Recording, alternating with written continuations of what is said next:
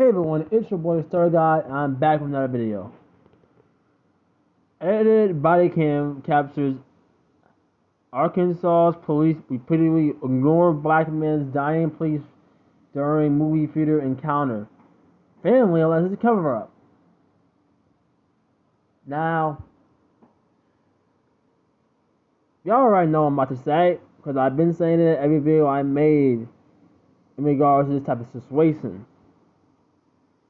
Law enforcement does not care about us. As a matter of fact, they are trying to kill us. And if they're not trying to kill us, they're trying to ignore us. When things get serious and when we need help, this is exactly what happens. They ignore us and they leave us to our fates. They are not our heroes. They are not our helpers. They are not people we should count on. They are our killers.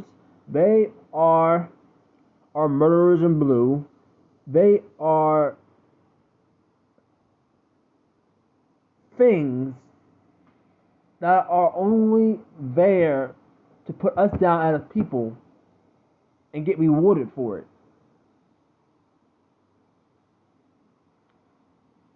And this right here shows you what I'm talking about. I'm gonna read some of it, and I'm gonna see what y'all think. Let me know. The family and attorneys for an Arkansas man who died while detained by police are calling for a federal investigation into the incident. Terrence Caffey was arrested after an altercation with employees at the movie tavern in Little Rock on December 10th. Law enforcement officials said he died of a sickle cell crisis during his arrest. However, his family and legal team believe the officer's actions triggered the medical emergency linked to his death. Terrence Caffey's family believes he died because police used excessive force during his arrest. "We came here for y'all to see this was just a flat-out murder," said Terrence's uncle Nigel Caffey during a news conference on Wednesday, October 19th. No other way to put it. Facts. The deceased man's family and their attorney sent a letter to the U.S. Department of Justice accusing the officers involved of racial prejudice. They also released a nearly 2-minute video with clips of the incident that they say the Pulaski County Sheriff's Office left out of 43 minutes worth of footage. Released late last month. They accused the officers of a cover-up. "We want you to see the truth," one of the family attorneys said. Ben Crump said, "We want to see what they did not intend for you to see." Okay, so let me read that again. Okay, I'm pretty sure I messed up. We want you to see the truth," one of the family's attorneys, Ben Crump, said. "We want you to see what they did not intend for you to see." The sheriff's office footage shows that a movie tavern assistant manager called 911 to report an extremely violent guest who was fighting staff. The security guard is trying to accost him, the caller said. "I feel like a gun has been drawn. I don't know who has it. I got bit. Several of my employees were stuck." Pulaski County Sheriff's Office Mark Swarg, I don't know what the fuck his name, worked as a security guard at the theater and was trying to pin Caffey on the floor. The caller said the assistant manager later acknowledged that he did not see a 30-year-old black man with any weapons. Wow, that's what I knew. That's what I was thinking when I read it, because this makes no fucking sense. It says, and I quote, "I feel like a gun has been drawn." So in other words, there was a black man supposedly acting out of control, and because of that, they felt he was armed, even though there was no weapons at the scene. Now, am I saying that if he did do this, was he in the right? No, he was not. But to finger point this, to me, this feels like they wanted him killed, because this makes literally no logical sense, other than that they wanted him to die, which they got. They got their wish, right? They wanted him to get in trouble, that's what I'm trying to say. They wanted things to get real bad real quick. Were they racist? Probably. From the way the wording is, I believe so.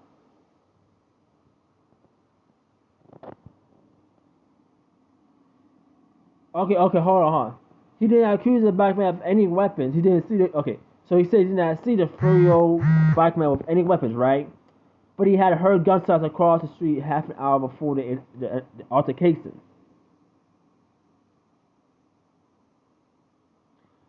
Okay, so you heard gunfire, and then you automatically assumed he had a gun, which he didn't, because if he did, he wouldn't be fighting y'all. He would be shooting y'all. So automatically that's not him. Why is he fighting with staff? I don't know. But clearly he was not armed. He was not armed. They just wanted him to be armed so that he could suffer the consequences of something he didn't even do himself. Racist assholes. That's what I believe. I saw a black man acting out of control, and they felt like their life was threatened, which is why the caller said, I felt like a gun has been drawn. Authorities said Kathy was having difficulty ordering food on the app on his phone. Okay. Surveillance footage shows Kathy sitting on the ground in the hallway before throwing his phone and keys out of his wallet. A second later, he lunges at the funeral employee. Okay.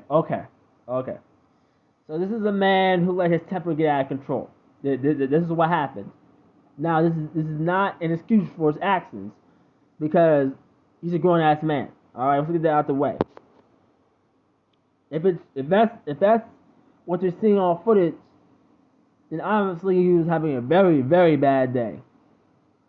About 4 other people joined in the fight to try to hold back Kathy. They loosened him when the race soldier arrives, but deputy and about 6 employees chase Kathy before the race soldier slams him into the ground and restrains him with his body weight. 4 little police officers also responded to another call about the fight. A second Sarah deputy has also arrived on the scene to assist the race soldier.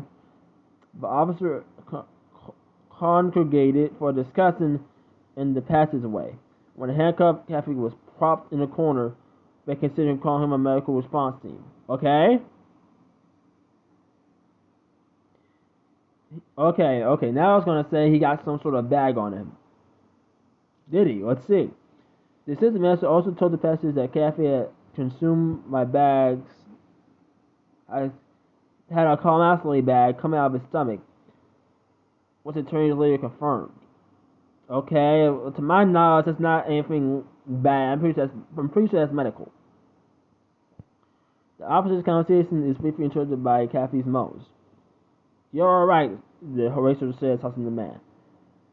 What kind of dope you on, man? The deputy asked as Kathy continues to pant, moan, and gibber. They later accused him of being on mushrooms and amphetamine.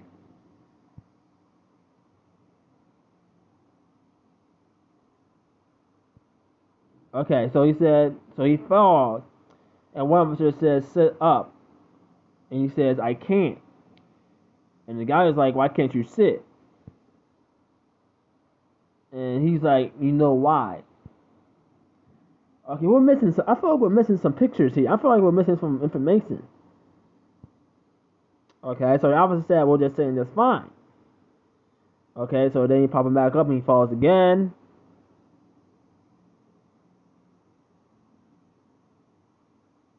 Okay, so the video released by a man's family captures Kathy showing more signs of distress. The clip of officers came out of theater was not included in the footage released by the sheriff's office. Okay, so here we go. So then he says, I can't breathe. Oh, and then another one thinks he's a fucking doctor, is saying, you're talking, you're breathing. Which is kind of crazy, because if you have an asthma attack, you can still talk, but that does not mean you're not having an asthma attack. So him talking alone isn't a clarification that he can breathe. So yeah, this is kind of crazy. But yeah, he's clearly stating that he can't breathe. He's clearly stating that. All right. And the officer is just basically dismissing this, saying you can't breathe because he's a doctor. I guess that's what they teach in the field now. And another one says you're all right, you're not dead. Oh no, that's the same officer. Seconds later, officers press a handcuff Kathy's. Seconds later, officers press a handcuff Kathy's head into the ground, restraining him by the neck. Oh, okay, yeah. Here we go. Here we go. I feel like they were trying to pull a Floyd, but I'm not an expert, so this is my opinion. I'm probably wrong though. Let me know. Okay, so seconds later, officers press a handcuff Kathy's head into the ground, restraining him by the neck on his stomach. At one point, one officer places his knee on Kathy's shoulder. Okay, so I feel like that's what they're trying to do in my opinion, but I'm definitely wrong. I'm probably wrong because I don't know. Let's just read it and see. Although he was out of muffled protest, Kathy does not appear to resist, while his body was pressed onto the ground. At least six officers surround Kathy while he is face down on pavement. Okay. The new footage also shows officers declining medical help. Oh, there we go. Murderers. This right here is murder. Let's talk about it. So, clearly, Kathy was very agitated and let his temper show. Now, was he having some episode of some kind, or was he just not, or was he just in the mood to swing on somebody? I don't know. I'm not an expert, but at this point, they have him, right? He's cuffed. He's not fighting back no more, right? So all this happened. He's chilling in the corner. He's relaxed.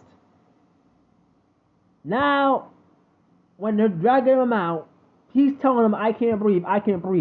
And now, I guess the officers turn to part-time doctors and outright stating that he can breathe. He's just tripping because I guess they're experts.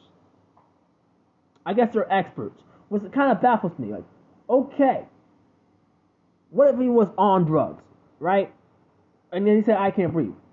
Bro, that could be a sign.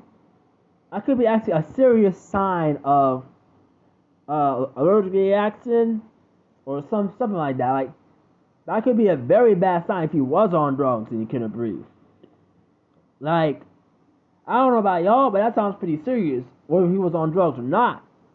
And if he was, which clearly he wasn't because it does not state this. If he was and then he said I can't breathe, then obviously he's having an adverse reaction, which should be looked at immediately.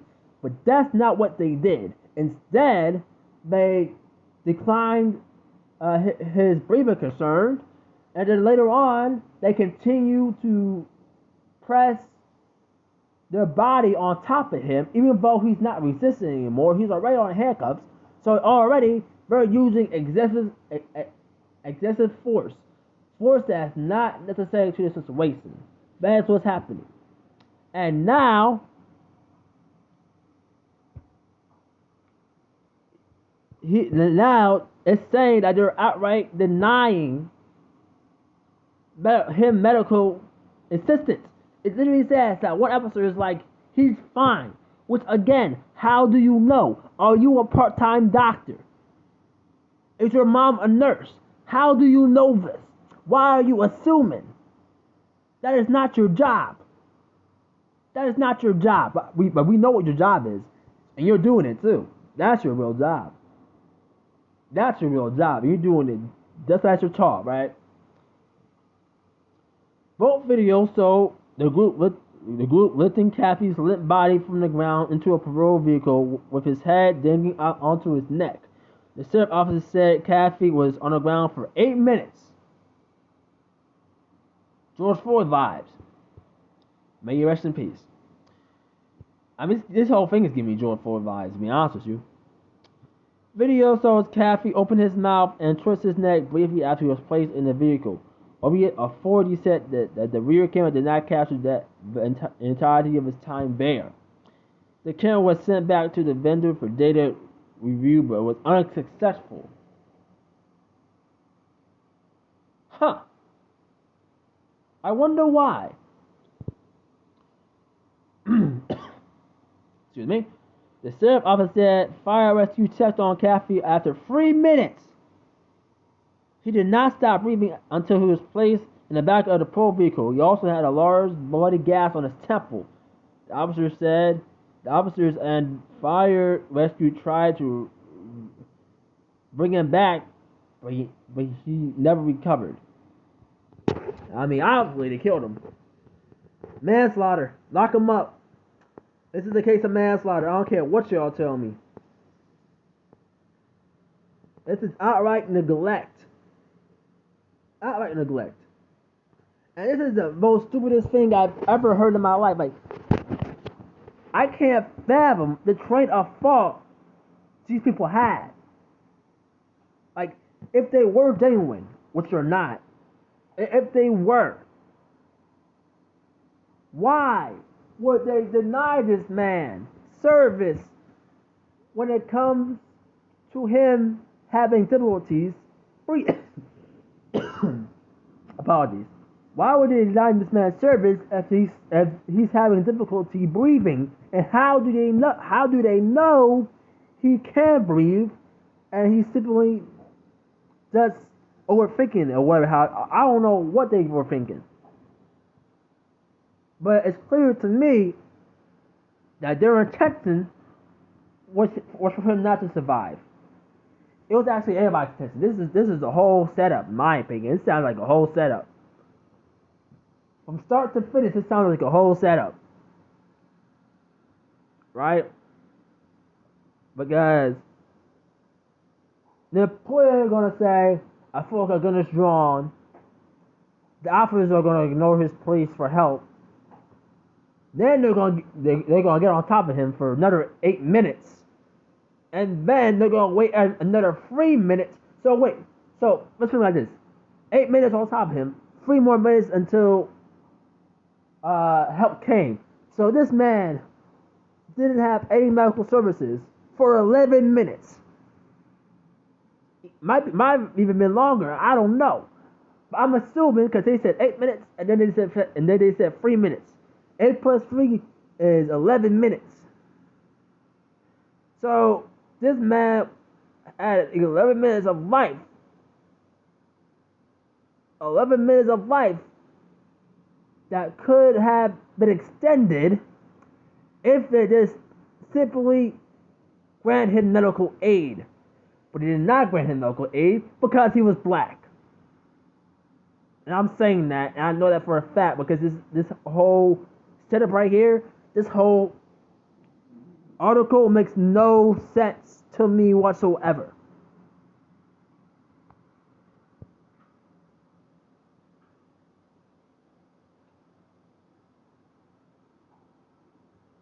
And it literally says, the state medical examiner ruled out Cavitt's death a homicide caused by a sickle cell trait-related sickening crisis during exertion, struggle, and restraint. And yeah, that's what they said. So essentially, his sickle cell triggered when he was being restrained and stuff like that. And instead of granting him any medical attention, they just killed him by not doing anything at all. They killed him. Manslaughter by default. At least I think it's manslaughter. I'm pretty sure that's how they would place it as anyway. I mean, manslaughter can be without intent. The intent was there to me, but to people who will act like ignore something like this and call it an accident and just blame the black man because it's always the black man's fault when he clearly states 2 to 3 times he couldn't breathe, and one officer themselves said he's fine in terms of granting him medical aid. So yeah.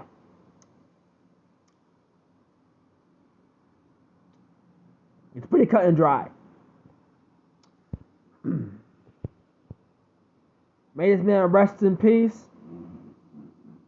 His death was due to the war that's been going on with the black society, with the black nation, ever since we came here, ever since they decided we were less than human.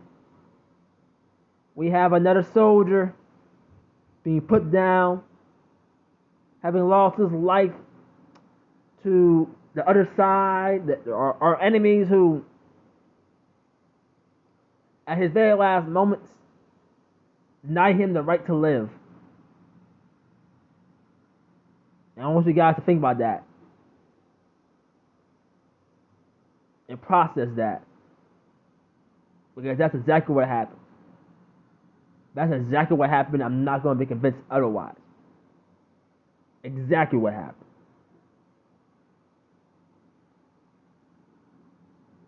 But anyways, this is your boy, the Stutter God.